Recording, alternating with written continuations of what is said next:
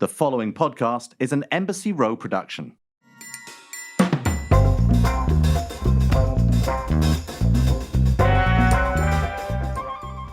Welcome back to a new episode of the Shaken and Stirred Show. I'm Nigel Barker in New York City, and I'm not with my co-host this week. My co-host is stuck in France, of all places. I mean, talk about an excuse for not being on the Shaken and Stirred Show.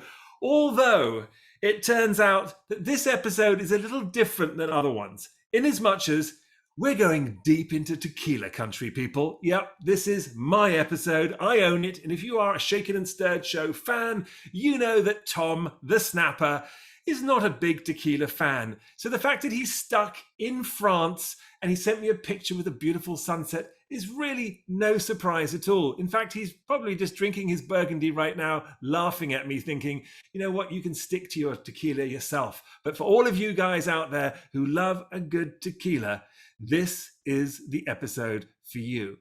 We have not just any old tequila. We're talking about a tequila shaken, or perhaps stirred, with basketball. Now, I'm not going to give too much away just yet, but in the world of celebrity tequilas, basketball and tequila, there's really only one that's at the top right now. And we're going to get right into the meat of it. But before we get there, I'm not going to break on tradition. What am I drinking? Well, what are you guys drinking out there? Hopefully you're going to mix yourself up a tequila drink. You can hear my ice clinking in my glass. I decided to go very classic. I went with a Margarita. And we all, I've talked about margaritas before on the show. It's been a while since I've had one. It's really a classic, but it's mostly a classic, not in Mexico, but here in the US and internationally. Originally created in the 1930s, apparently, but perhaps got its name from movie stars, what have you. There's a lot of mystery and story and myth and legend around the margarita, but it is essentially tequila. I like to use a reposado. Some people use a Blanco or a Silva. And it's one part triple sec, and I think that's too strong, one part, so I do half an ounce of triple sec. I like Cointreau. Sometimes I use Grand Marnier. There's a lot of different ones you can use. Some people just literally squeeze orange in, and I know people, instead of putting lime juice, which is the classic for a margarita, it is tequila, triple sec, and lime juice. Some people just use orange juice or orange zest. That's what gives it that specific flavor for a margarita. It is, in fact, the triple sec and the sour. It is a sour cocktail, and truly delicious. The name margarita, if you translate it in Spanish, means daisy, and a daisy cocktail is one of the classics as well. And it simply is a liqueur with citrus and simple syrup, right? So really, that is exactly what you find in a margarita, except, of course, we actually have tequila, not just any old liquor, right? So that's the big difference there. One of my favorites. So before we move on to our guests, you heard the S there. Like I said, this is an unusual episode. I may not have my co-host, but we have many people joining us. So get ready, strap yourself in. But before we get there, booze news. Oh yeah, booze news. And we're talking basketball once again on the Shaken and Stirred Show. This episode, basketball and tequila. That's what it's all about. Draymond Green drops $5,000 on a bottle of DRC wine to celebrate his teammate Steph Curry. The Golden State Warrior Steph Curry has made the NBA's 75th anniversary team. And Draymond Green is pulling out all the stops, apparently. So says VinePair. And also, I've looked this up on ABC, and it's everywhere. But they went out and they got themselves a bottle of DRC. And the DRC is short for Domaine de la Romanée Conti. And it's one of the most fabled producers in Burgundy in France. It's made entirely of Pinot Noir grapes. And it averages on, around $5,000 a bottle. Now, it's not their first time enjoying a bottle of this DRC, but rather, I guess when it comes to price, it doesn't really matter. I mean, I guess who's the guy who's picking up the tab now? Apparently, Joe Lacob is picking up the tab. The franchise owner is picking up the tab. So I guess if someone else is paying for it, who cares how much it costs? Now, Steph is reported saying to ABC that he hopes that every glass I have, I can manifest that same experience whether it's $8,000, $800, $80 a bottle, whatever it is, but when you hear that $8,000 cork pop, it's a little different feeling for sure. Well, Steph, I'm glad you know what that sounds like. I don't think I've ever had a $5,000 bottle of Burgundy, but I can imagine it's an amazing experience. So people, there you go. In the world of booze news, $5,000 bottles are being drunk right now on the court. Talking of the court, basketball that is, let's move over to our extraordinary guests. Well, we have an episode today like we've never had before. We have 3 illustrious guests who all have one thing in common: tequila. Please welcome CEO and founder of Cinco Spirits, aka Cincoro Tequila, Emilia Fazzalari. I gotta get your name right. Emilia Fazzalari. Fazzalari. I have butchered your name over and over again every time I say it. It's the most beautiful name, and I don't think I've ever actually said it right once. This is, when you're English, you're just appalling at saying anything other than what sounds incredibly English. Anyway, her husband and co-founder is with us as well, and he's also the owner of the Boston Celtics, Wyc Grousbeck. And it's Grousbeck or Grousbeck? You can take your pick. As long as you're talking to me, Nigel, I'm happy. You see, look at that. Again, the English butcher a name and we get away with it. This is what happens, people. I could probably rename their tequila right now, and that's what it's going to be called. Although I'm probably not sure that's actually going to be the case. And the Cincoro chief tequila expert, Chris Spake. Guys, welcome. Thank you. Thanks. Super excited to be here. How nice. So lovely to have you. I met you guys sort of a while ago at the Make-A-Wish event gala. You were very generous. You donated tequila. I had actually enjoyed your tequila beforehand at several friends' houses over the summer. That's when I first got to hear about it and know about it. It was sort of making the rounds. Everyone was drinking it. I was excited to sort of meet you, hear about the story. And Emilia, when I first met you, you were in your closet. I was true. I was in my closet. We talked about Cincoro and how it all started. It was fun. It was crazy. It was funny. Such a funny story because, I meet people in a lot of places, but we all know, guys, on Zoom, we're meeting in the strangest of places, if not with fake and artificial backgrounds. But before we get going, we start this show every time with asking everybody what they're drinking. Now, with you guys, I guess that's kind of a redundant question because we know what you're drinking. But tell us what you are drinking, what type of Cincoro, and how you're mixing it, perhaps. This is one of my favorite expressions, the Blanco, and I love it with 1 large ice cube and a slice of orange. And it's just a slice of orange. Why orange, not lime? No, I like the sweetness that the orange brings to our taste profile. It really is very complimentary. And Wyc, what are you doing? I'm at the other end of our expression spectrum, another gold medal winning expression, our extra añejo. I like to sip this neat at the end of the day. I might have a little añejo with dinner, but then a little bit of extra to top everything off for a very special occasion. And Wyc, you're probably one of the few people who can actually afford to do that, because what is it, $1,600 a bottle, ending the day in that sort of way. I dream of doing it. And I was, by the way, sent this very little bottle. Oh, no. Bottle. Aftershave bottle of your extra. So I haven't tried it yet. I've saved it for this today. I've been waiting. And it comes with a security guard. It was chained to his wrist. Yeah. It's a cute bottle. But this is what the extra añejo actually looks like. So people, all of you listening to the podcast who's not watching it, it's a stunning bottle. And we're going to talk about the actual, and by the way, you can watch this on YouTube. So anyone who wants to watch the podcast in full, it's available on YouTube. But anyone listening right now, we're going to talk about the actual shape and design and the origin of the design of the bottle. But it is gorgeous. And it's a fully dark bottle, and it has sort of little leaves, it looks like, going up the top. But we'll get into that for sure. But before we get there, Chris, what are you drinking? I'm drinking what we call the Maple Fire Old Fashioned. And we like this drink because whiskey drinkers love it.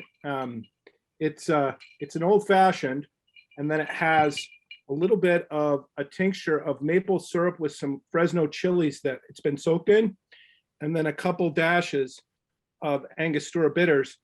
And so the maple syrup and the chili pepper kind of complement the tequila because it's got a little bit of maple flavor too. And then the heat comes from it. And it's just a wonderful, nice drink to have either before or after dinner. That's The maple actually fire old sounds fashioned. fantastic. I've never actually heard of that being made with tequila before. That's a first for me. You'll find, Nigel, and I know you've tasted it. And by the way, you helped auction off one of our special bottles to raise money for a fantastic charity. And you were the host of the entire event. So I think you've really very humbly downplayed your role in doing good in the community, but we were glad to be part of it. And what did that bottle go for? Was that $12,000? So $12,000. Yeah. So there you go, people. You did great that night. That was very. So I just want the people to know, watching and listening, that Nigel really gives back to the community, and we were really honored to meet him in that context. You know what we could do? We could change this entire podcast around. And I could just sit here and you guys could absolutely tell me about how amazing I am, how generous I am. I could really go for that. It has been a while, Wyc. We could do that. We're good at that. It's easy to do with you. See, Wyc is trying to butter me up, people, and he thinks I'm an easy pushover. But if anyone knows me, I start to smell, something suspect is happening here. Okay. But I would love to get into the story, because I heard a bit about the story from Emilia, who talked about how it started. I want everyone to know, because it's you guys. You own a basketball team, but this is not the only basketball team involved in this tequila. There are 4 different teams involved. There's 5 founders, and you guys are really normally at odds with one another on the court, but you are friends in person. And how did you come about actually saying, okay, we're going to collaborate and create a tequila? I mean, that's a big leap. Right. I think the common thread isn't just being, competitors on the court, but it's sort of, why would you get into being part of a basketball team or a pro sports team or something like that? And it's to go and sort of be the best you can be and be part of a team and sort of go all the way. And is there a championship at the end? Is there sort of doing it as well as it can be done? And with good luck involved. And so that drives us all. And Emilia's the same way. And so the 5 of us got together around an NBA event. It was a committee that I was on with Jeannie Buss of the Lakers, with Wes Edens of the Milwaukee Bucks, the current world champions, and Michael Jordan, clearly the greatest, of all time. And one of the greatest people you can possibly meet. Each of these people are just fabulous. And they were friends of mine. And when they met Emilia, we were dating at the time, and Emilia suggested we all have dinner, and that was it. So she can take the story over from there. But it was just a bond. We became really sort of a family, but there's a common thread of trying to do things right and trying to give back along the way. And so that's really sort of at the heart of Cincoro. Before I, Emilia, you jump on that, I just want to say that if I got either of your names wrong, I don't feel quite as bad right now after you just called him Michael Gordon. What? I was hoping that just slid right by. Person in basketball. I was hoping that slid right by. Well, Michael Gordon's a fabulous basketball player in his own right. I hope you're listening, because that just shows what a little tequila can do. Extra. You're right. I started with the G there. Yeah, it's true. That's okay. Like you said, let's get into the story, shall we? Or we could just edit that out. Let's do the equivalent of Photoshop. Let's GarageBand it. No, but seriously, it was the summer of 2016 when we all decided to get together for dinner, and something really magical happened that night. We are 4 NBA rivals for sure, and there's a lot of trash talking that goes on amongst us during the season for sure. And we did beat Michael's team the other night, and I'm still waiting for the congratulations text. Yeah, and then and Wes didn't have a ring until most recently, and so Wyc used to give him a lot of grief about not having a ring. Now he has one, and now he's definitely flaunting it. And we're going to Wes's birthday party this weekend, and I will have this on. You're going to give him the finger. I get it. Ring, yeah. So anyway, something really special happened that night. We bonded together as friends, and it was really over a shared love for tequila. And we talked a lot about what we loved in tequila. We all love tequila, and we wanted to create, we talked about pretty quickly creating our own tequila that was really, really special and different and unique and unlike anything else that's on the market. And we after that one dinner in the summer of 2016, we had so much fun. We decided to get together again. Every time there was an NBA meeting in New York, we would organize a dinner, and we'd get together and we'd have lots of tequila, and we'd talk about how we're going to create this amazing tasting, delicious tequila. And that went on for about a good 7 or 8 months.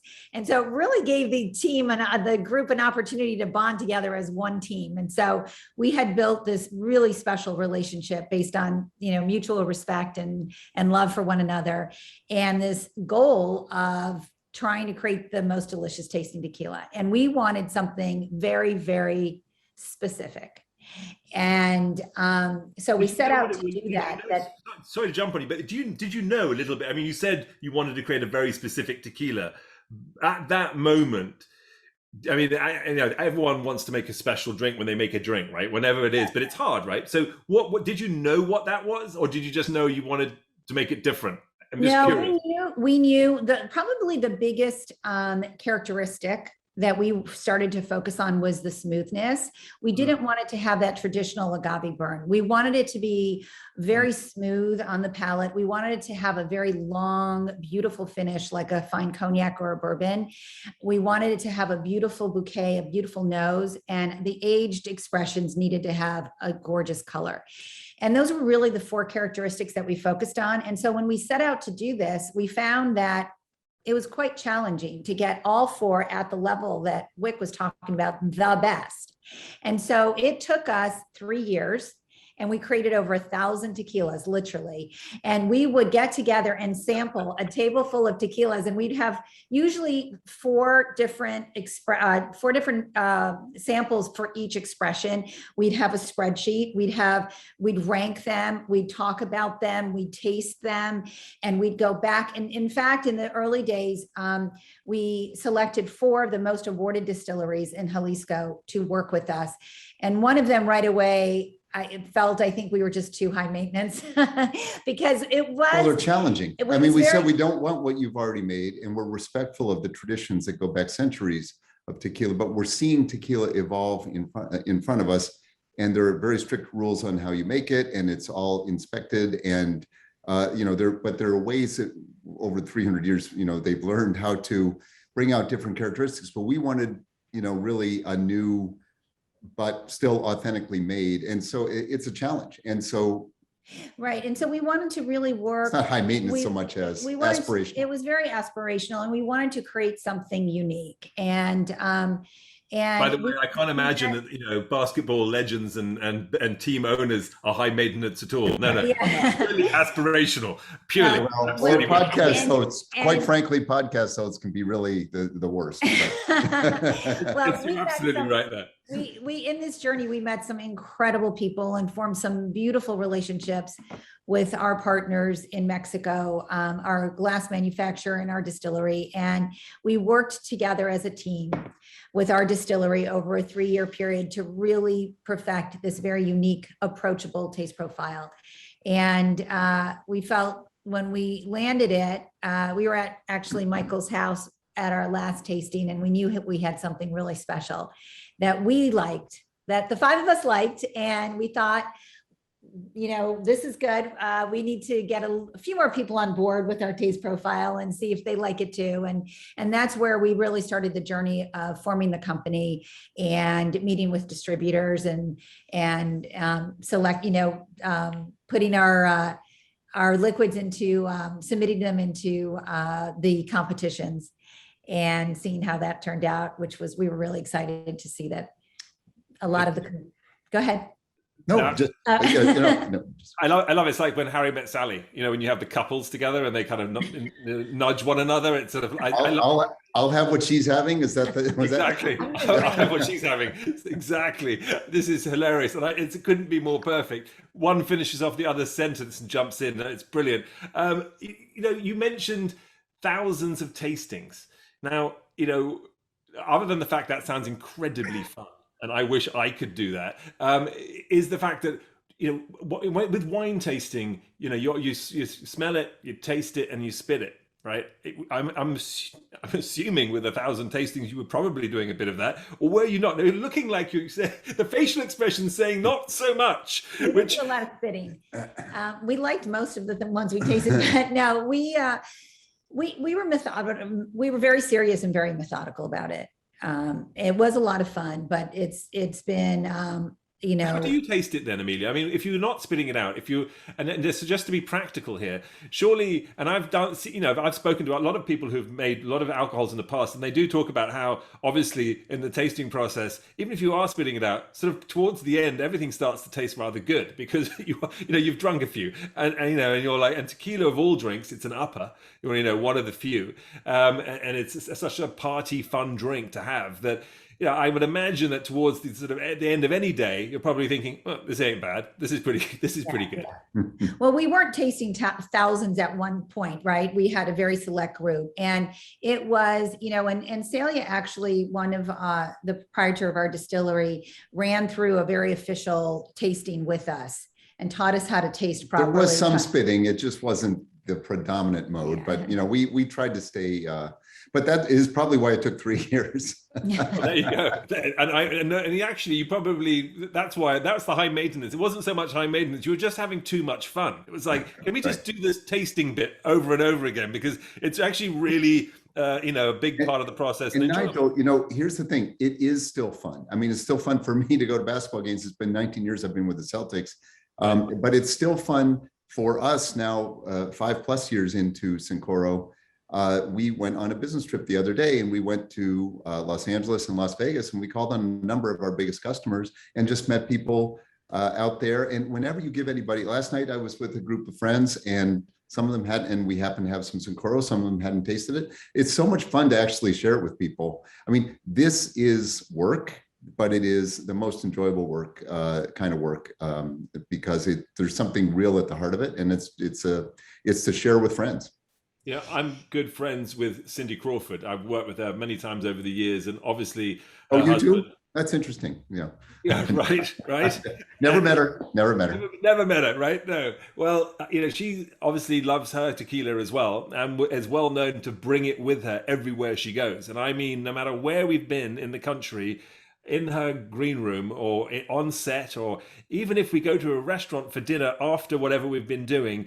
If they don't have it, she has it in her bag and she brings it out and has them open it, and that's all we're drinking, right? So it is something which, if you love what you do, and clearly you guys are all here, and I was just impressed that you were all going to come on the podcast anyway. It shows that you have a love for what you're doing, and such a process. Have you always loved tequila? I just want to ask you that first. Is it something that you've always just enjoyed? I've always loved tequila, but not as much as I do now. I love Cincoro, and I love what we've created. I love the taste. I drink it like most people drink wine. I'm like Cindy, I drink it with dinner. This is what my drink is. It's tequila or it's water. And I love everything about it. Yeah, I think this is a different experience for me. That it was more of a dare, back in college. Would you have this? Because it was a different experience. Yes. And it goes from being a dare or a shared experience that requires a lime and salt, but that shared experience has turned into something that can be sipped and really savored. So and actually, Michael, it's grown up a little bit. In one of our early dinners taught us how to drink tequila. He said, we're not going to shoot this, guys. Everyone, we're going to chill and we're going to enjoy this moment. And and he's the one who taught me how to drink it with an orange and one large rock. And it was a sipping experience and an enjoying experience. In fact, last year we sent a bottle of extra añejo to all the founders. And we wrote on the back, chill and enjoy this moment, because it was a real special saying for us. This was the bottle. No, it's what a great saying. And by the way, and then to some friends, we sent these little tiny things to some friends. Clearly, I'm not a founder. We're going to get to bottles later on, by the way. Real bottles. We're going to talk all about bottles in a moment. But I see you've got a real one right behind you, Nigel. I do have a real one. This is from the Make-A-Wish. I actually kept my one that I got in my gift bag because I wanted to make sure that I had it. because it's not actually yet available up where I am in upstate New York, which we have to fix that because I'm going to go in there and demand that we order it. But you also mentioned, and there's a lot of things to talk about with this particular tequila of yours, but on your process, on your journey, you talked about getting together multiple times and drinking tequila and discussing what you wanted to do. But this was before you had a tequila. So I'm curious to know what other tequilas you were drinking, if you would tell me, on your journey that you were enjoying.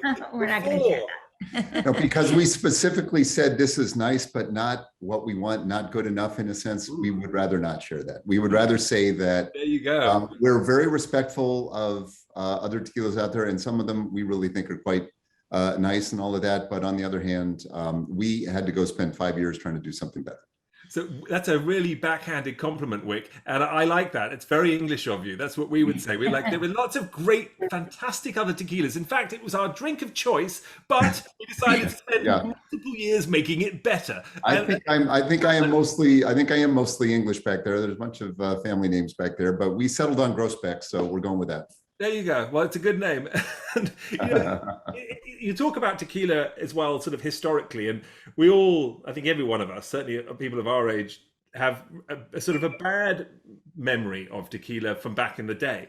I remember people, bartenders literally with what looked like sort of gun straps or bullet straps over them with tequila shot glasses in it. And, they would slam it on the table and there would be a tequila slammer, which was served with champagne and tequila, right? And to your point, it would be rough on the throat and, it was full of sugar and it made you have a terrible hangover. And, actually my first kiss with my wife ever was a tequila body shot.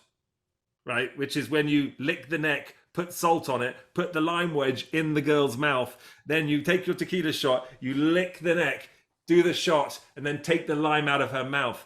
And that was our first kiss. And so historically, and I know, guys, look, I may have taught you something. This may have to be the new Cincoro, thing to do. It could be. It's pretty nice. It works. It's a whole new thing. It could be a whole Valentine's special. Call me if you need help.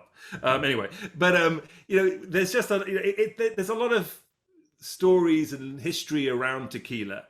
When you actually went to Mexico and you started on this journey, what was it like down there? Tell people, explain to people, because there's no one really knows. The average person doesn't know. They see here you go to you go to Mexico, you go to Jalisco, you go to the area. What are the people like? What are the plantations like? What's the experience like? Yes, well, Chris can add to this, but for me personally, it was just instant love. And it started with the people.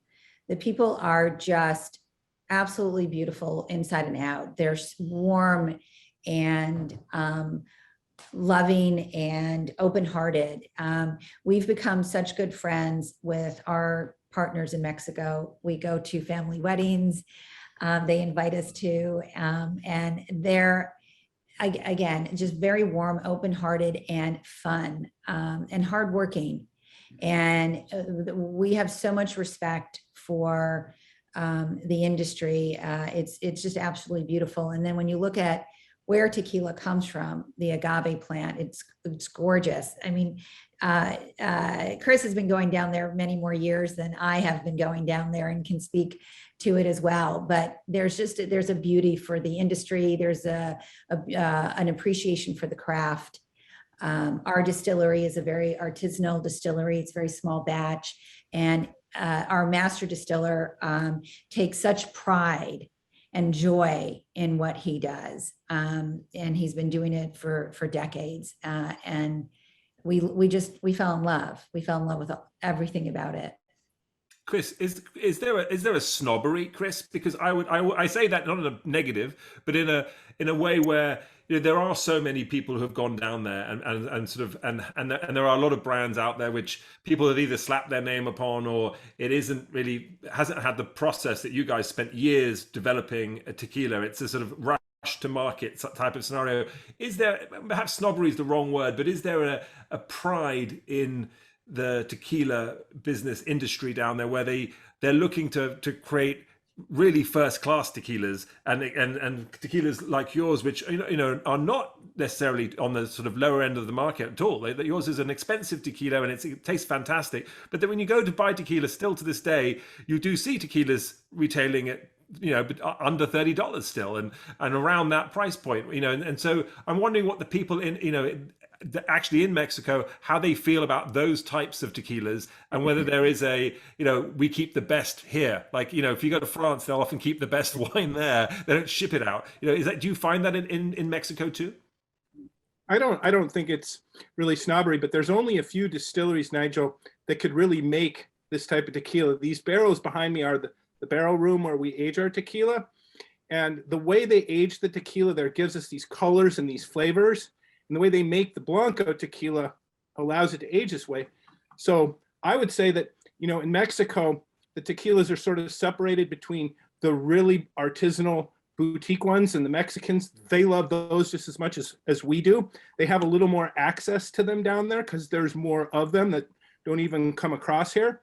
But at our distillery, as Emilia said, Augustine, our master distiller, takes great pride in this, and to go to the people part of it, they're so humble and they're so genuine. And he's a perfect example of this, because as we were going through this process, as Emilia and the team were, they picked him. And out of all the distilleries they could have picked, they kept narrowing it down to the ones that could bring the samples that met the team's standards. And Augustine, when I think the whole company found out that they were going to be making this tequila for this group, the pride was incredible, because I got to go down there and see that firsthand with everyone that was working there. And they Chris, can I add on to that? I mean, that's so perfectly said. I couldn't have said it better. I know that. And it feels like the teams I've been around, the Celtics teams, people at the top of their game.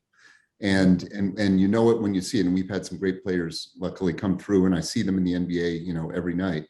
And they're sort of the best. And when you find the best of the best in Jalisco, in tequila, and there are many great people, but we've gotten to be with some of the very best, and then we've gotten to team up, and it really is a partnership. You mentioned sort of slapping a name on and all that, and that was sort of the exact opposite. I think Emilia made that point very, very well. I mean, this is part of our life's work, really, is to try to do this and then try to give back around it. And so it's something that actually all five of us just had the five founders had a meeting, a Zoom call over the weekend, to discuss everything. We have regular meetings, and everybody sort of just brings to that, the energy is, we're going to do this for decades. So that's how we feel about it. And we're very lucky that Chris joined us. He's actually spent decades in the business. We're lucky that we have a third generation family-owned distillery partnering with us and focusing on us and making investments alongside us with it as a partner. We're very lucky with our glass production family from Mexico City. Wonderful, wonderful people, and incredibly skilled. And so we're sort of, it's just taking things that have worked up here in sort of the States for all of us, and we're sort of trying to do it overseas, and we found amazing people, and we're making it work. Mm-hmm. And we've got 36 people at the company. And they come from some of the greatest brands in the industry. And I think the heart of all of it is the passion to see this go all the way. And if I had to describe our group using one word, I'd say authentic. Because what we are doing is really from the heart. It's because we absolutely love it. We're passionate about it. I feel very humbled and blessed to have the partners I have, and am able to work with my husband, Wyc, and Jeannie and Wes and Michael.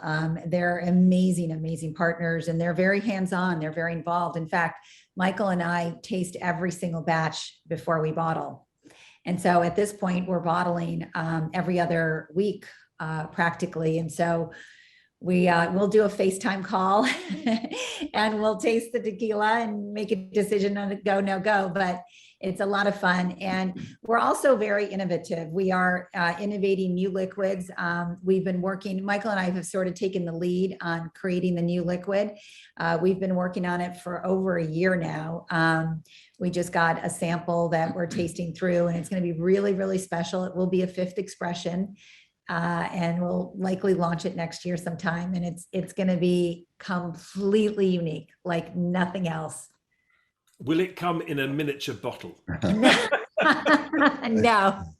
Let's talk about these miniature bottles. of yours, Never shall stop we? hearing about that, Nigel. We're never going to hear the end of the miniature bottle. Never anybody out there, if you're ever going to send me samples, don't send me the miniature ones. Otherwise, No, that's called the Nigel now. You're going to become famous. It's like the guy that invented the tuxedo. We're going to Those call are it the collector's Nigel. items. But The you Nigel. have to admit, Nigel, those bottles are cute.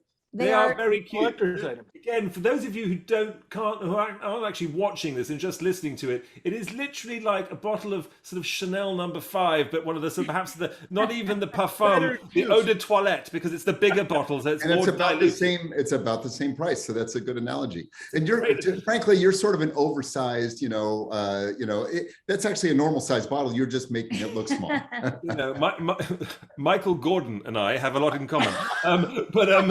Before we get to this bottle, this miniature bottle, talk to us, because your actual bottle, the bottle that your tequila normally comes in is beautifully designed.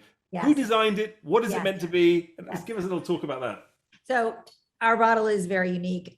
So when we were making the liquid, Michael in the background had reached out to Mark Smith, who at the time was head of special projects and innovation at Nike and worked on the Jordan brand with Michael, designing his sneakers. And so Michael had said, Mark, I need a tequila bottle. And Mark said, a tequila bottle? Okay, close your eyes and describe what you see using 3 words. And Michael said, sleek, contemporary, and unique. And that was the brief. And Michael and Mark created this bottle. And I remember one of our early on board meetings, they came with a computer generated version of this bottle, and it didn't change very much from the original version. What's very unique about our bottle is that it has 5 sides to represent the 5 partners. Our name is Cincoro, Cinco for 5 and Oro for gold. We set out to form the gold standard in tequila. But what's super cool is if you feel the bottom of the bottle, the punt of the bottom of the bottle actually tilts 23 degrees exactly as a nod to Michael Jordan's jersey number. And then if you look at the stopper, it's an exact replica of the bottle, and the stopper slants down 23 degrees. And if you look at the bottle from the side, it looks like an agave leaf. And something really, really special that not many people know about is if you take 23 bottles exactly and you line them up head to toe, they form a perfect circle.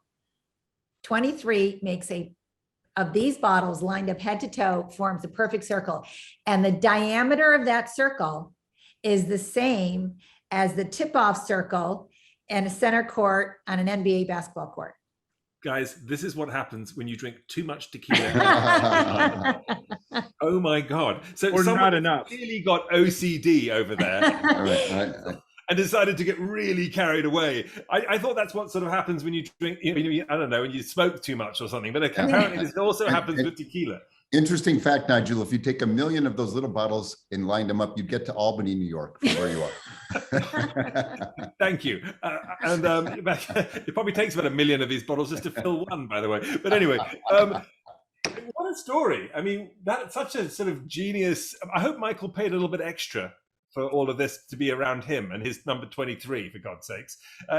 Far too much presence in this bottle. But it is a stunning bottle, by the way. It does look great. It does stand out.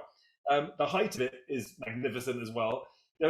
I think it's one of the most attractive bottles I've seen in recent times. We just were out, as I said, in Vegas and looking at some of the clubs, and we might need to have permission, but we've got a great little clip and a great little some stills at least, but maybe there's something could be posted on your website. You just need to clear it, but of the bar set up out there and the way they're featuring Cincoro and what it looks like sort of in the wild, out there in the hottest nightclubs in the world, basically. And I'm going to see if we can clear that and get that posted, because I think people really might like to see it. Well, it's such a beautiful bottle. It makes a great gift. Oh, 100%. It looks great on the bar. And we've got a ring around the neck of the bottle that says share truth. And our truth is that we are very authentic and passionate about this tequila. So when you're pouring this, what we've always wanted was to create a tequila that we would love to share with our friends and family and chill and enjoy the moment with them with this tequila. And that's our truth. And so when you're pouring the tequila, you're pouring it through the ring of sharing truth. You know, we had a leading psychologist on the show recently and talking about alcohol. And it was very interesting because he has a new book out called Drunk. And actually, one of the things that actually connects people through alcohol is the fact that it is, in fact, the original truth serum. So when you drink alcohol, people let down their sort of, there's that front cortex part of your mind which stops you from doing things. You basically take that out. Alcohol cancels that out, and you can't help but tell the truth. Hence, so many business deals are done over a drink, because finally people start, opening up and being real.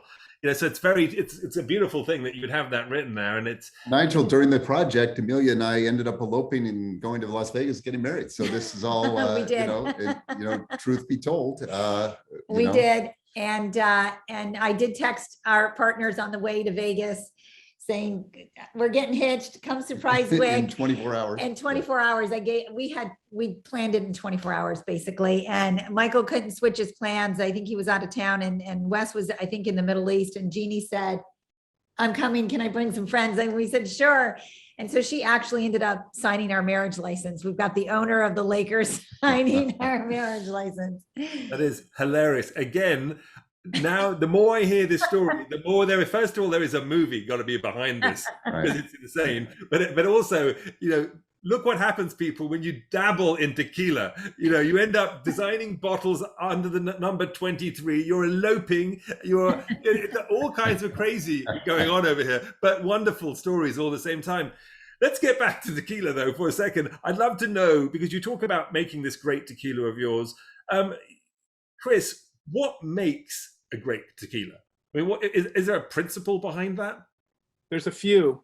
I would say the provenance of the agave and where it comes from, and then the way that the agave is processed into tequila. It can be done quickly in an industrial fashion with a lot of machines that are computer driven, or it can be done in a small batch process where it's really driven by people and process. And for Cincoro, what makes it unique is the Blanco tequila is made from agave from both the highland and lowland regions of Jalisco very intentionally, because those agaves acquire different characteristics. They almost have like terroir characteristics like wine does in those regions, and we always get it from the same field. The agave always comes from the exact same field. So if we have highland and lowland characteristics in the agave itself, when we make the tequila, they remain. And so we have sweeter notes from highland agave, and we have more earthy notes from the lowland agave. And if you were to drink that Blanco next to you right now and smell it a little bit, you would taste those highland and lowland attributes. So great tequila starts with the Blanco, and then, like I said, we age it in these barrels behind me in a very special way at the distillery to get the colors Emilia was talking about, these beautiful golden hues and the dark amber hues. Chris, let's do this. I've done it. I've saved these tiny little bottles for long enough right now. It is finally time to crack them. And I've got all four. So you mentioned it. You started with the Blanco. Let's go for it. I'm opening it here. I'm going to pour a little bit into the glass. Now, this is, everybody, it's not chilled, which is probably the best way to get the full flavor profile. It is. Nice. So here it is. Just tell me about it. What am I expecting now? So on the nose, the very first thing you smell is fresh agave. That is like the plant uprooted, the leaves trimmed off it, and the piña sitting there waiting to be cooked. That's fresh agave that you smell, and most tequilas will all have that. And then there's some layers of nuance that you'll get. And then, as Emilia said, the alcohol note, the smoothness of this is the remarkable feature. Look at your face right now. You don't need a lime and a salt. You don't. What was the word you just, sorry, what did you just say, Nigel? I just said, it's delicious. That's the word. Thank you. We're not kidding. And that's a Blanco. Literally, that is 99.9 out of 100. They say literally that word, not even nice or good. They say delicious. Delicious. I have tried tequila. I mean, I've tried hundreds of tequilas, if not more. And I've gone to Mexico. I've done the rounds. I've done all the kinds of, and I've been, somewhat of a connoisseur in alcohol for some time. Drinking warm, non-chilled, with just by itself it's certainly white Blanco or Silva tequila. That's not the experience for most of the time. Like, I need to chill it. I need to add this. Or I should have that. Or I need to let it sit. Or I need to have a couple more, and then they'll taste fine. This straight out fantastic, by the way, guys. Super smooth. But all those things, the smells, all this, they're just perfect. They literally hit you in just the right way. It's not overpowering, but you can also identify the notes. They sort of separate, which is beautiful. What are you getting in there, Nigel? What are you sensing in the notes? I almost sense an aniseed. I don't know if there is any of that in there, but I sense that. Tell me, Chris, what should I be tasting? You might taste some citrus for sure, some lemon and lime that comes from the Highland fruit. And then on the nose, you might pick up like some greener notes, almost like a jalapeno. And on the finish, maybe a little sweet coconut. You have a little sweet coconut in your mouth right now on the finish. The anise, I think, I don't get that. I get more of a mint than anise. Okay, so funny you should say that. I actually thought mint, and then I thought, well, that's not right. It's an aniseed. Mint. It's absolutely mint. You pick up a little mint. So I actually tasted mint, and I said in my head, it wouldn't be mint in a tequila. So I thought it would be most likely to be an aniseed, and I said something which I'm not tasting. Which, by the way, I'm not a professional taster by any means. I like what I like, and I don't. Which is like most people. You either like something or you don't, right? 100%. You don't know why or what it is. It's now that we know you like it, we're going to send you a full-size bottle. Fantastic. Well, in which case, let's taste extra immediately. Wait a second. Let's do it. Let's work our way up. But Okay. Nigel, that as you know, and everybody listening, I think will know the heart of, as Emilia said, the heart of every expression is the Blanco you just tasted. And so that's the fact is getting that right. So important. And then going to Reposado, going to Añejo, going to Extra Añejo, but you've got to get the Blanco right. And that's what took, a lot of the time. Well, why Blanco versus Silva? I'm asking that because for people out there, there is confusion. Some people say, oh, it's a Silva. Some say it's a Blanco. Is there a difference or is it just nomenclature? I think that preponderance of higher end tequilas that are Blanco often say Blanco, but we're comfortable. If anybody wants to call theirs Silver, that's fine, but we're Blanco. And there's no difference. What we like is that we've had a lot of people try their first sip we call it the first taste. It's sort of a hashtag, but the hashtag first taste and what did you think? And we're getting the word delicious, but lots of people would taste it maybe because they've heard of Michael Jordan or they've talked to Emilia or met us out in the street or wherever, and they'll take a taste. But we've sold, and we're grateful to say this, very appreciative. We've sold 1 million bottles in less than 2 years. And that's not a first sip. That's people saying, this is the stuff, let's go. And then they share it with friends, and then that bottle goes, and then that creates 6 more bottles. I mean, it's really happening, and we're grateful for it. I mean, we are humbled by it because it's but it's just nice to be able to say that people love it. 1 million bottles, people. That is eloping to Vegas to get married. That's what that is right there. I'm telling you. So this is the Reposado, which is my go-to, and probably is your number one seller. I would imagine it's most tequila companies, but is it or not? Actually, that's a great question. We are split pretty evenly across Blanco, Reposado, and Añejo, which is quite unusual. Yeah. I believe a lot of tequila companies that have multiple expressions will typically they're lower, they're less expensive expression. The Blanco, the Silver sells the most, but we're split pretty evenly across all 3. Fantastic. So what am I drinking here? What am I expecting, Chris? Tell me what you get on the nose right there, Nigel, first. Okay, I will. I mean, I sort of get a little toffee. Good call. And it sort of has a kind of caramelly kind of flavor to it, which is absolutely delicious just off the top, which is fantastic. And then perhaps, I mean, I say vanilla, but not really. It's very slight. If it is, it's not like this, like some tequilas are very hit you in the face with the vanilla. I don't get that. I get just an undertone, and perhaps that's where the caramel comes in. It kind of softens it completely. Mm-hmm. Very well described. That was right on point. The money, and it's all from these barrels.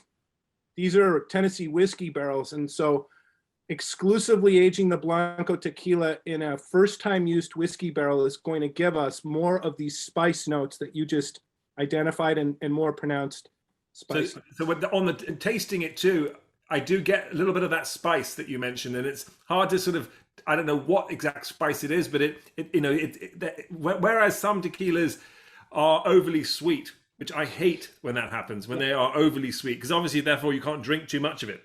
And when you like something, you want to drink it. And I'm not a sort of someone who likes to, too much triple sec or any of that. If I'm making a margarita or any of that kind of stuff, because it's going to ruin it. But I still taste the caramel. I taste the spice, which cuts just perfectly, and zero, by the way, zero burn down the throat. None whatsoever, which is quite remarkable. So we find that this makes, and Chris is a master, or I guess he's not certified as a master mixologist, but he knows everything you can do with this. But this would be a nice base. People find this akin in some ways to an aged rum or a very nice whiskey, very mellow, expression of a way, or an Irish whiskey. It's certainly a tequila, but it's got that approachability. But so an old fashioned, I will make margaritas with Repo. I think they really are nice. I have old fashions. I made one earlier. That's what I'm drinking. I've been drinking. So I made this with a bottle of the Repo of yours that I actually have, that I had a little bit left over with. So that's what that was. And I talked about it before you guys came on. But I'm a sort of a fan of a margarita, but not with very, very little triple sec. And by the way, we overage. So the minimum to get to Reposado is 6 months, and we overage. We age longer. We age longer for añejo, which we're about to get to, and maybe you want to pour your añejo if you'd like, up to you. But añejo has really sort of been our horse since the beginning. We all sort of felt like this one is just one that is going to, and we're so happy that the Blanco and the Reposado are keeping up. But the añejo is a special thing, and we feel like these days, it's a luxury item, but it's an affordable luxury, because when you take it, in a glass and you take it for 20 minutes to sip it, it's something that really sort of pays you back in a way. No, absolutely. And this one, See the color difference. yeah, no, for sure. The color is evident. 24 to 28 months versus what Wyc said, 8 months on the añejo. So this is 2 times longer than the rule requires for añejo, which is a year. And again, very deliberately aging it that long to get these colors and these notes. It's a sort of, I wouldn't say cleaner smell, but I do feel that that's a kind of not a bad description, as far as I don't have, there's no sort of additional alcohol perhaps wafting in my, it feels like I'm just almost smelling a fragrance, which is apropos for the bottle. It is, and again, I get the caramel, and I get the the sort of the vanilla, very maple. Much so. Maple, yes. Is it? It's Repo. It's really caramel. And if you go back right now at the añejo, you'll pick up it's really maple, and it comes from that extra time in the wood.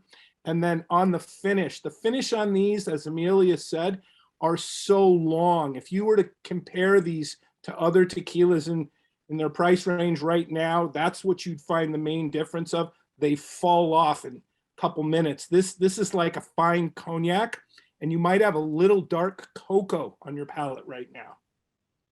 I might have a little dark cocoa on my palate right now. I'm not quite sure. I'd have to actually look at my palate. Let's try that.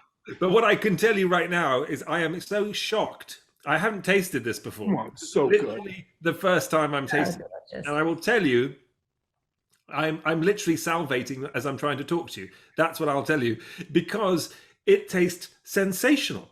It really, this is a sort of like unbelievable. I love good whiskey, and I will sit there and drink a really expensive, like you do with your extra something at night. This, now I know where to go, because this is fantastic. This añejo is absolutely spot on.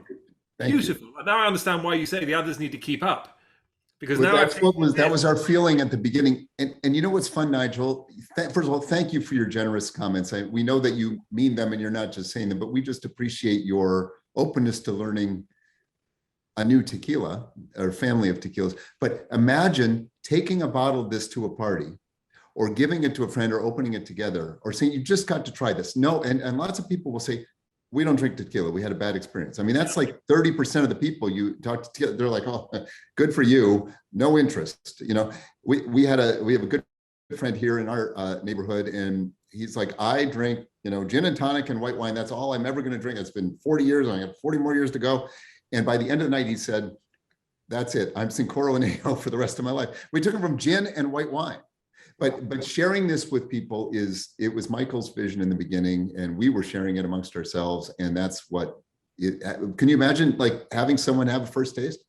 Okay, I'm about to ruin it all, by the way, right now, because I am going to do what you do at the end of the evening, which is taste the extra, which I think that problem is that once you taste the extra, there's probably no going back, which is really unfair at $1,600 a bottle, by the way. It's sort of almost criminal, but I will let you go on this one because I understand you make so few bottles.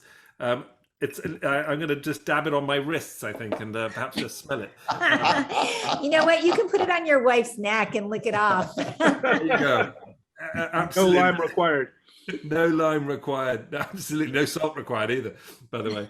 I'll say this about these last two. The Añejo is such an exceptional spirit, not tequila, but spirit. I put it up against some of the finest scotches and cognacs out there for finish. And then with this one, it's really in a league of its own as far as the spirit goes. And the occasion for this one has got to be really well thought through because that's going to evolve in the glass over an hour. It's going to reveal itself like wine, and you really need a nice big Churchill cigar and the right time for that one there. It's very intense on the palate. Well, it's interesting because, I picked up the Añejo and I compared it to the extra and I did it over and over again just from a smell perspective. And the Añejo has that delicious maple caramel smell to it and perhaps even gives you cocoa on the palate. But this extra, and I can see how you can say it doesn't have the same hit as a smell immediately. But to your point, it as a fine wine is going to open up over time, and that's very interesting because I was like, it doesn't, and I picked up, here's the Añejo, and I smell it, and you can really smell a much sort of sweeter version. So I'm excited to taste it. But to your point, I will also continue to taste this and let you all know how it goes throughout the evening because now I have my bottle open. I'm going to be enjoying it. But let me taste it right now and just tell you how it is at this point. Wow. Oh, goodness me. Okay, so I want to say it doesn't taste like tequila. That sounds like the wrong thing to say, but no, that's not it. That's the right thing to say. I mean, I think that it's a delicious fine spirit. I mean, the You guys have agave in on Scotland it. need to be worried because if this is what you can do with tequila in the highlands of Mexico, the highlands of Scotland, they've got something to worry about here because this has fantastic. I almost want to say it has a peaty taste to it. Like I almost like I can sense the earth that it came out of. It's almost like the volcano in tequila. Like I can sense the volcano in the drink. So Which is our water comes. We're right in Tequila Town. That's our distillery, and the volcano is right in sort of out back, and the spring is on the property of the distillery and is our own sort of special water. Wow. I mean, it is a really sensational drink. So what does this open up to, Chris? Where does this go from here? I mean, obviously, it's only just been opened. What should I expect in, say, half an hour to an hour? Well, the finish on it will start to change as you sip it more and your palate becomes more conditioned to it, but you'll start to pick up like a subtle orange rind, and you might have that on the nose now, and you'll pick up some of those cocoa notes. And then really a lot of wood spice, a little bit more vanilla. Here's the thing with tequila. It's not like a scotch where the older and the longer it ages, the better it gets. With tequila, there's a bell curve. And after a certain number of years, it loses its agave flavor completely. And then it could be a scotch or a cognac. And you don't want that.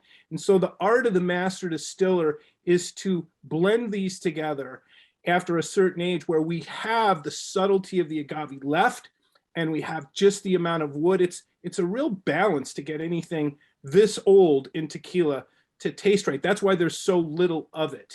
It's 40 months old, and after 40 months, these barrels are almost half evaporated. How do you keep it consistent? Because obviously with the weather and everything else, I mean, you see wines vary dramatically from year to year. What are you doing to keep your product the same? Your liquid blending it. So these barrels, hypothetically speaking, the top three and the bottom three, he may use those to make one batch, and then he'll refill those, or we'll use new barrels, and he'll have to come back and test each barrel, make one assembled batch, then tweak it by adding other barrels to get the flavor right, then send it to Emilia and MJ just to make sure that we're spot on the last batch. Emilia and MJ taste for consistency only. It's that we're not dependent on that. But if Michael was like, hey, I've got the batch from a month ago and I've got our current batch and there's an issue with consistency, they'll call it out. Their palates are off the chart. But we really don't need it. It's just really hard to blend tequilas that are more than 36 months old. Well, and we lay down an astounding amount of liquid. And Emilia, at the beginning of the pandemic, the hugely unfortunate pandemic, said, let's lay down everything we can and make sure we're set, because the globe is going, dark, and let's just make sure we've got something here. So we have an enormous number of barrels that sort of will be used or not, or whatever will happen to them. That's part of the reason, it's hard to come by and it's limited supply. I mean, I just had another sip of the extra, and I'm just sort of slightly blown away. I'm really in awe. I mean, what an extraordinary job. What came first, by the way? When did you? Because obviously the extra is how old? 40 plus months. Is that correct? 40 to 44. Mm-hmm. 44. That came first. Yeah, Chris, I'll answer it. So we got the profile together, and this distillery had been laying down their Blanco to give it, for years, for 3 generations, and trying different things, and so had ideas that sort of that they could meet us with and say, well, what if we did some of this? And here's this yeast that we haven't used before. Can be your yeast if you like the way it goes. And so we started laying down Repo and Añejo with early batches of our Blanco, which we then refined. And so we've been blending since to be able to launch our extra in 2019. It started in 2016, with some, liquid that they had already laid down, in 2015 or so back then. And we've evolved, but we love where it comes from, this yeast, this water, these barrels, this cava. There's an underground cellar at the distillery. And so this extra is our extra, and we've laid down our own Blanco for it, starting, in 2016. So we are, and she's laid down, now we have sort of a year's supply of it aging at any given time. So you said you have a fifth coming out. Is that a Cristalino? Are we able to sort of guess here? Are you not going to let me guess? You can guess. We just aren't going to answer. We've been experimenting with Cristalinos. I'm not sure if it will end up being a Cristalino at this particular stage. And the last batch we did is not a Cristalino. So there's a very, very, very, very special barrel that we're aging it in. It is a Blanco that we're aging in a very unique barrel. So it's going to be different. It's going to be very different. And I think one of the words we use to describe it is refreshing. Refreshing. And no doubt you'll only make 23 bottles. I know we'll make probably a little bit more than 23, but we're excited about it. Has he seen the 175 and extra Añejo bottle? Do we have? I actually have. That's the mothership right there, Nigel. So, it's stunning. What is that design at the top of it in gold? This is this is our part of our logo. It's 5 agave leaves, so 4 agave leaves actually. So this is our agave leaf that Mark designed, and then he put it into like a beautiful, gorgeous wallpaper pattern that is the shoulders of this bottle. And we're actually, I think his daughter actually designed that, to give her due credit. Yes, I think she did. And this is a 175 liter Black Crystal Extra Añejo. We're calling it the Founder Series because this you can't really see it, but the one that's launching in November, we have all of our names etched on the back, and we made 523 bottles. And they're all numbered, and they're launching in November next month, and we're super excited about it. And this is sold out already, no doubt. They are actually sold out. I mean, Vegas and Florida both said to us, "We'll take every single bottle you make," but we're excited to have them. They're going to retail for $5,000. We have some other states I'd like to call out besides Vegas and Florida. California has been great, Boston and New York. Michigan, my But hometown. Michigan has gone crazy. But you sent a whole tractor trailer, 1,300 cases, I think, to where was it, Colorado or something that was gone that second. They said send another tractor trailer. Tennessee, Georgia. Tennessee, Carolina. the home of Jack Daniels and Ohio. who knew they liked tequila? Yeah, no, we've really So thank you enjoyed- everybody yes. who likes it. We've really enjoyed visiting all these states and meeting some incredible people. And it's just so much fun when you share tequila with them and it's Cincoro and something fun always happens. Well, I'm a Might get married. huge fan. You've got a big fan over here, upstate New York in Woodstock. I've enjoyed your tequila since the moment I tasted it, way before I met you. I feel like it was meant to be that I would actually meet you, and I first tasted it from one of my friends who's a big tequila drinker. He said, "You got to try this. It's actually really great." And he didn't even know the provenance of any of the team knowledge or any of that. He just said he's just a big tequila drinker. He said, "Oh, you should try this. It's really good." To here we are right now. Congratulations, really big congratulations. I know it's hard work. It's even if you love it, it's still hard work, but it's obviously a labor of love with all of you. What a wonderful story all round. And there's nothing better than a drink with a great narrative and a history. I love talking about cocktails that actually have a history, a story, versus just the sort of the rambling nonsense that sometimes comes around. So really, congratulations on all fronts. Before I let you go, I have one last thing that we do on the show called Last Orders. It's very sort of fun, simple. I've got one question for each of you. Wyc, I'm going to start with you. It is, in the ultimate dinner party of your life, you're able to invite 3 guests who can be dead or alive, but they can't be anyone who's here present on this podcast. So don't say, "Oh, my wife and you," and all that kind of stuff. I get it. We're going to be there, whatever. Or we're not, because you don't want us there. That's fine. But if you were allowed to have anybody else at a dinner party with you, next to you, sitting with you, dead or alive, who would they be? 3. Who and why? Well, I have been a Churchill fan and studied English history, and recently there have been comments about social justice and aspects of Churchill's life. But I will just answer honestly that to meet him, I feel that he saved really the Western world and saved civilization in many ways, though he had flaws that are being discussed nowadays. But with the caveat of that, Churchill comes immediately to mind. I've got to say MJ, because he is the most compelling, for being the greatest, maybe the greatest athlete of all time, the greatest basketball player for sure. He's also one of the greatest people you'll ever meet, and so generous with personally and with everything about this. We don't want anything from Michael. He's giving to us. We're trying to give to him. It's just he's that kind of person, and he makes everything fun. And the third one, it would have been Emilia with you as a backup, Nigel, but I'm going to have to think about that. Maybe Cindy Crawford, since you mentioned her. Wow. And by the way, when you can't invite your wife and she's sitting right next to you, it's perhaps not the best idea to I bring know. It's okay. It's the tequila. It's This okay. stuff's.